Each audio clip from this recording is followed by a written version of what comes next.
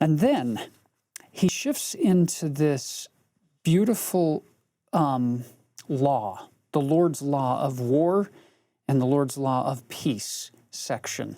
In verse 23 through 37, he's describing various scenarios. For instance, look at verse 23. If they come against you and you bear it patiently, you shall be rewarded. But verse 24 says, if you bear it not patiently, it shall be accounted unto you as being meted out as a just measure unto you. So be patient in the afflictions. Then verse 25, if your enemies smite you the second time and you revile not, your reward shall be 100-fold. And then a third time, it'll even be doubled unto you 4-fold more than ever before. And you've got these 3 testimonies. And then you can be justified that the Lord has seen your offering. Okay? Now turn the page over.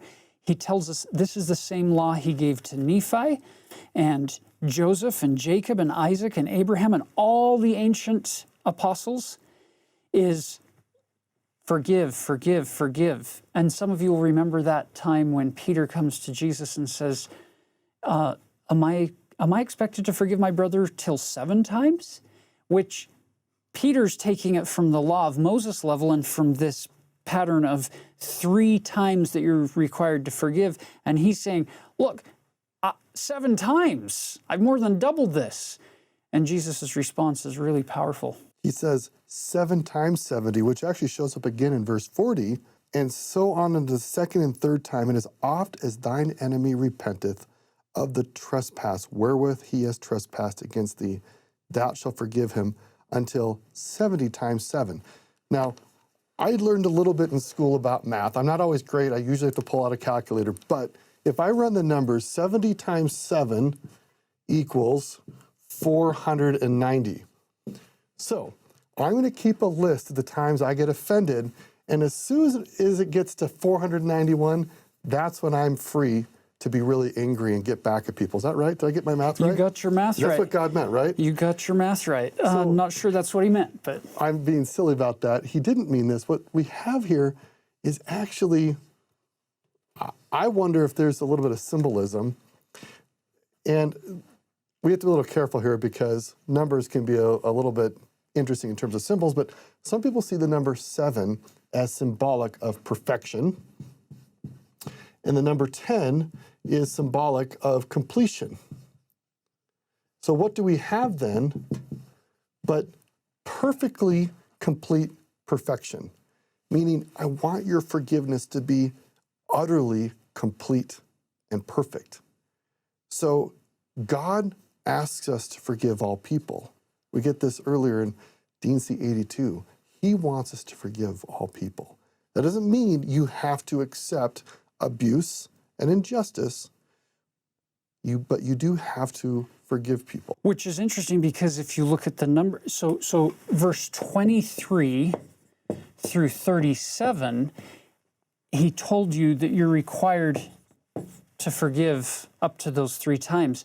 But you'll notice the qualifier is these people are not repenting. They're not recognizing the error of their ways. They're not asking you to forgive them. And he says you still have to forgive them up to 3 times. And then he shifts that.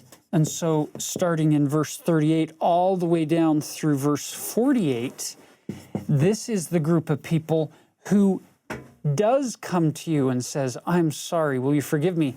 Now this kicks in.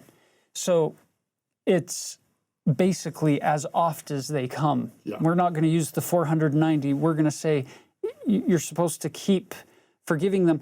But again, we would reiterate this. It doesn't mean if there's abuse going on that you keep putting yourself into that abusive situation. Or injustice, that you just allow injustice to continue. There is a way to both forgive people who've been unjust or painful to you while also seeking to protect yourself and others from those abuses. And by the way, I have to say here that if you want to strive to be more like Jesus, it means you try to live your life the way he did. You try to take on his divine attributes and apply them in your own life. Well, he showed us what both of these look like.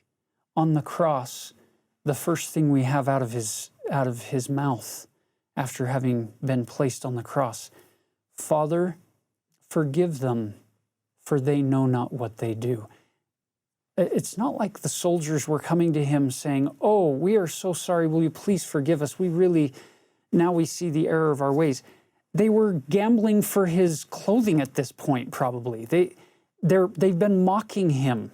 There's no repentant spirit in their heart at that point, from what we can tell in the record. And he's still saying, forgive them, for they know not what they do. I had a time in my life where some individuals did things that were quite painful to me, and I had to extract myself from the situation so that I could have a little more peace and prosperity in my life. And I learned a very interesting lesson about this, about Father, forgive them, for they know not what they do. Actually, God taught me that those individuals that were hurting me actually knew what they were doing. And I had to learn, Father, forgive them, even though they know what they're doing. Like, it's not my job to stay in the painful circumstance. I need to extract myself and change my environment, my circumstances. But God, I'm going to leave them in your hands. It's not my job to hurt them in return, but it was a powerful lesson for me to learn that I had to let go of the pain that had been caused. Because if I held on to that pain, they'd go on with their lives. And me reliving the pain didn't hurt them, it only hurt me. And so I had to let things go. So if we apply this principle, we say, I want to be more like Jesus. And one of his characteristics is a forgiving spirit, even when people don't always necessarily deserve it. I want to be more like him. I don't want to hold on to those grudges, because as Taylor's talking here, those grudges don't hurt the other person. They only hurt me.